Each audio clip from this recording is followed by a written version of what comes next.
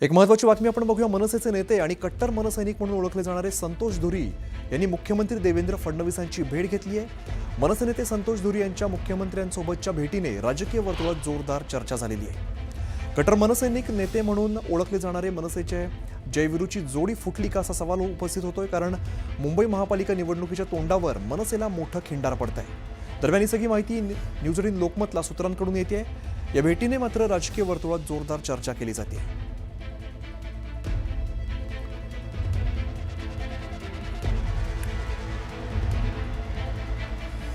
एक छोटासा ब्रेक। बुलेटिनच्या सुरुवातीला बातमी आहे। राजकीय वर्तुळातून मुंबई महापालिका निवडणुकीचा प्रचार शिगेला पोहोचलेला आहे। शिवसेना उद्धव बाळासाहेब ठाकरे पक्षाचे नेते आदित्य ठाकरेंची न्यूज 18 लोकमतचे संपादक मंदार फणसे यांनी विशेष मुलाखत घेतली आणि या मुलाखतीमध्ये आदित्य ठाकरेंनी मुंबईच्या विकासाबाबतचं विजन मांडलं। याच वेळी बोलताना आदित्य ठाकरेंनी शिवसेना भाजपवर जोरदार निशाणा साधला। जे सरकार एवढ्या मस्तीत चाललेलं आहे, लाज उरली का हो? ते छत्रपती संभाजीनगरमध्ये त्या मंत्र्याच्या बेडवर बाजूला पैशाची बॅग दिसते। सगळ्यांचे चॅनल्स दाखवतात, सगळं काही होते, पण क्लीन चिट। जमिनीचे घोटाळे क्लीन चिट। आता परवाकडेच गिरीश महाजन जाऊन सांगतात तिथे नाशिकमध्ये शहराचा विरोध आहे, पण तरी जाऊन सांगतात की तपोवनमधली झाडं कापू। मग ही जी एक त्यांना सरकारी सिक्युरिटी जी आलेली आहे, सिक्युरिटी म्हणजे जे आपण बोलतो ना की तुम्ही काही करा, कुठे मतदान करा, आम्हीच सगळं आमचं मनमानी कारभार चालवणार।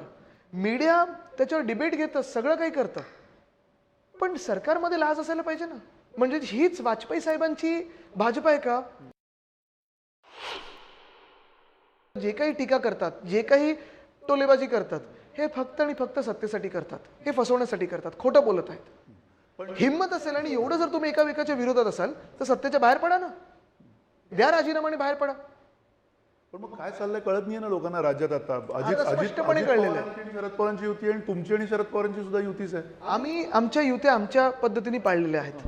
आमची युती मनसे सोबत आहे, आमची युती पवार साहेबांसोबत आहे। आता आपण एकेकाळी बोलायचो की यूपी बिहार सारखं राजकारण होत चाललंय, आता असं वाटायला लागले की यूपी बिहार आपल्या नादात बदनाम होत चाललंय की काय। आता जे राजकारण चाललंय तुम्ही बघा, एवढं घाणेरडं राजकारण देशाच्या इतिहासात कधी नव्हतं, आणि एवढं भ्रष्ट सरकार जे भाजप मिंदे आणि दादांनी आता चालवलेलं आहे, आपल्या देशाच्या इतिहासात कधी एवढं भ्रष्ट सरकार नव्हतं। म्हणजे एवढे घोटाळे, आम्ही रस्त्याचा घोटाळा असेल, मुंबईतला दुसरा रस्त्याचा घोटाळा असेल, स्ट्रीट फर्निचरचा असेल, आता ब्लाइंड स्पॉट व्हायला लागले लोकांना की अरे हा ठीक आहे, राजकारणीनं पैसेच खातो। हे चुकीचं आहे, हा चुकीचा पायंडा पडत आहे। आणि माझ्यासारख्या तरुण राजकारण्यांनी, तुम्हाला असं वाटतं की भ्रष्टाचाराच्या म्हणजे व्यतिरिक्त राजकारण चालू शकतं आता? एवढा पैशाचा अवडंबर आहे पाहिजे ना, पण आपण कुठे ना कुठेतरी चिखलात उडी मारण्यापेक्षा बघा काय असतं की कमल दलदल में ही खिलता है, कीचड़ में ही कमल खिलता है, पण ते कीचड़ मध्ये आपण किती उडी मारायची? ज्या पद्धतीने एक मोठं इन्फ्रास्ट्रक्चर बनताना दिसते, काही लाख कोटींची कामं चालू आहेत या सगळ्या मुंबई आणि पूर्ण पश्चिम भागामध्ये आपल्या, तर तुम्हाला असं वाटत नाही की हा विकास सुद्धा गरजेचा होता? आणि त्या गरजेच्यामुळे, कारण तुम्ही स्वतः हा विकास चाललाय की विनाश चाललाय हा विचार करा तुम्ही। कारण विकास हा सगळ्यांनाच पाहिजे, शाश्वत विकास हा सगळ्यांनाच हवा आहे, बरोबर आहे। पण हे करत असताना तुम्हाला पुण्याचंच उदाहरण देतो। पुण्यामध्ये वेताळ टेकडी नावाची एक जागा आहे, सुंदर जागा आहे, हिरवगार जागा आहे।